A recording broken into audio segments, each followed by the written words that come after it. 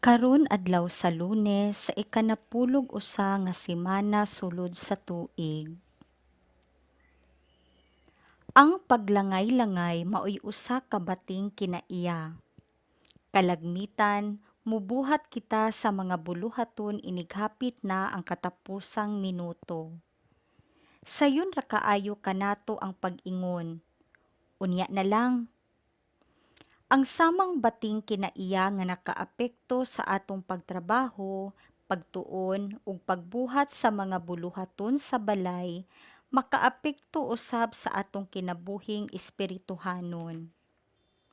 Sayon kaayo nga tangtangon nato ang pag-ampo o ang pagpangumpisal o ang paghimog bisan unsang ubang mga butang nga sayod ka nga kinahanglan nimong buhaton aron mapahiuyon ang imong kinabuhi sa kabubut-on sa Dios.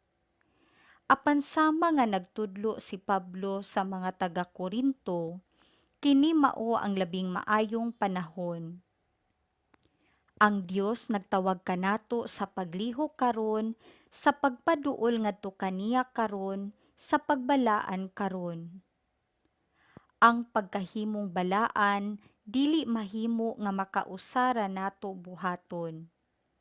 Wala kita mumata usa ka adlaw ni ana ug mihukom nga magpakabalaan. Hinuon, mubangon kita matag adlaw, mupas-an sa atong krus ug musunod kang Hesus.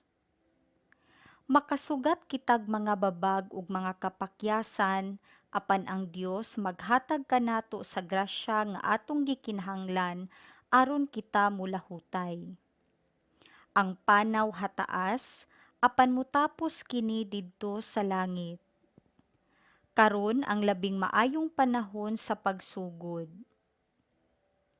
Pamalandong. Isip labing maayong panahon, andam ba ako nga mosugod karon? Pagbasa gikan sa ikaduhang sulat ni San Pablo ngadto sa taga-Korinto. Busa ingon nga mga katabang sa Dios, naghangyo kami kaninyo nga dili ninyo usikan ang grasya sa Dios nga inyong nadawat. Kay nag-ingon ang Dios, gidungog ko kamo sa takna nga akong gikahimut-an. Gitabangan ko kamo sa adlaw sa kaluwasan. Mao kini ang takna sa pagdawat sa kaluoy sa Dios. Karon mao ang adlaw sa kaluwasan. Gilikayan namo ang paghimog kapandulan aron walay makasaway sa among buhat. Hinunua, sa tanang gibuhat namo, among gipakita nga mga sulugoon kami sa Dios pinaagi sa mapailubong pag-anto sa mga kasamok, sa mga kakulian, ug sa mga kalisdanan.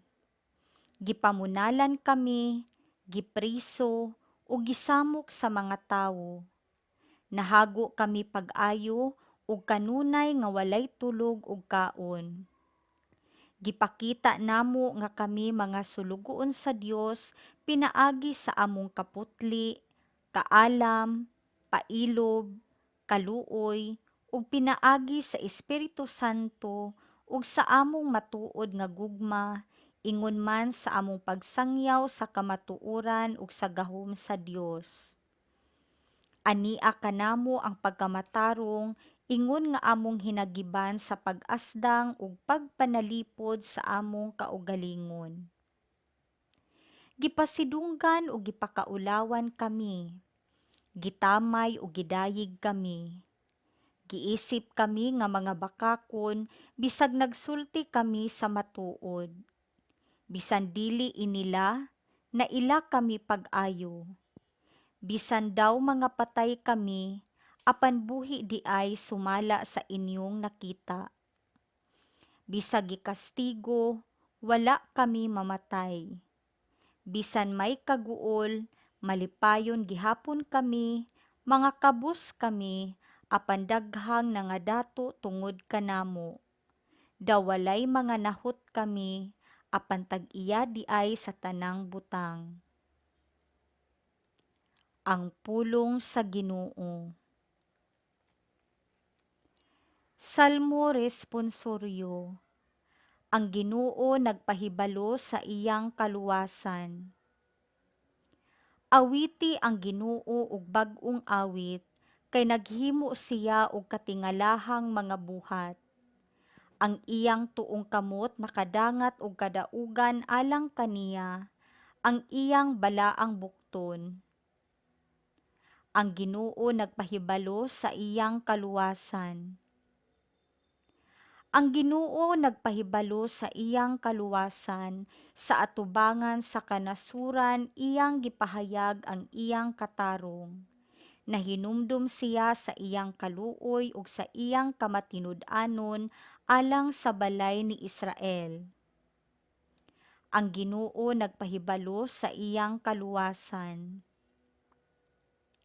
Ang tanang kautlanan sa yuta nakakita sa kaluwasan nga gihimo sa atong Dios.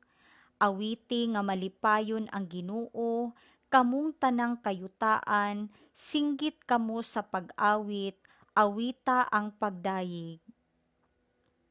Ang Ginoo nagpahibalo sa iyang kaluwasan. Pagbasa gikan sa santos nga ebanghelyo sumala ni San Mateo.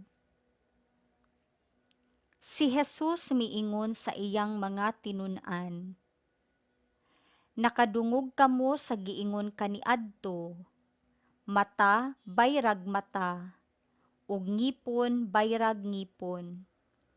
Apan karon sultihan ko kamo, ayaw panimalo sa nagbuhat kaninyog dautan. Kung sagpaon ang tuo mong aping, ipasagpa usab ang wala. Kung may mukiha kanimo aron mailog niya ang imong kamisin, ihatag usab kaniya ang imong kamisa dentro. Kung pugson ka sa usa ka sundalo pagdala sa iyang kasangkapan sa gilay-on nga 1 ka kilometro, pas-ana kini og 2 ka kilometro. Kung may muhangyo kanimo og 1 ka butang, ihatag kini kaniya, ug ayaw balibari ang buot muhulam kanimo. Ang Ebanghelyo sa Ginoo.